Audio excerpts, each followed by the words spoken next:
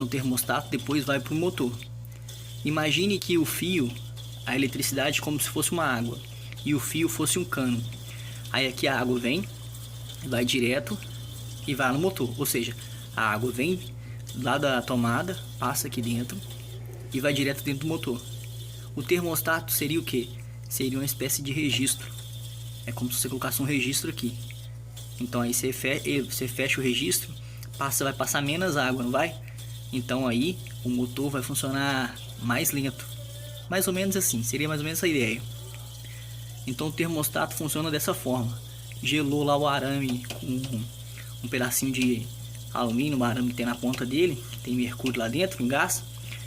Gelou, chega no termostato, ele atinge a temperatura, ele fecha a chavinha, ou seja, ele fecha o registro, para de passar água, né?